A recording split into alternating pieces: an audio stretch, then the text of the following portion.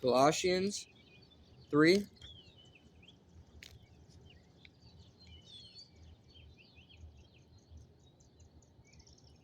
Living the new life and instructions for Christian households. This is Apostle Paul's letters to the churches.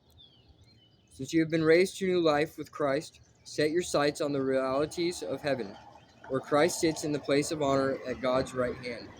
Think about the things of heaven, not the things of earth, for you died to this life, and your real life is hidden with Christ in God. And when Christ, who is your life, is revealed to the whole world, you will share in all his glory. So put to death the sinful earthly things lurking within you. Have nothing to do with sexual immorality, impurity, lust, and evil desires. Don't be greedy, for a greedy person is an idolater, worshiping the things of this world. Because of these sins, the anger of God is coming. You used to do these things when your life was still part of this world. But now is the time to get rid of anger, rage, malicious behavior, slander, and dirty language. Don't lie to each other, for you have stripped off your old sinful nature and all its wicked deeds. Put on your new nature and be renewed as you learn to know your Creator and become like Him. In this new life, it doesn't matter if you are a Jew or a Gentile, circumcised or uncircumcised, barbaric, uncivilized, slave or free. Christ is all that matters, and He lives in all of us. Since God chose you to be the holy people He loves, you must clothe yourselves with tender-hearted mercy, kindness, humility, gentleness, and patience.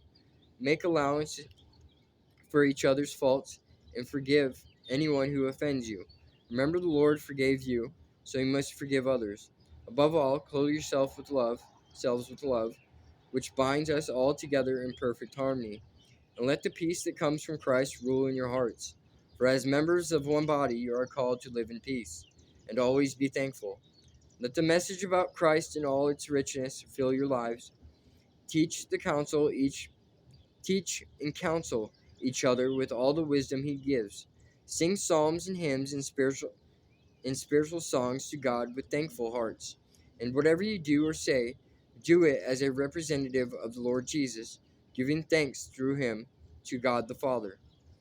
Instructions for Christian households.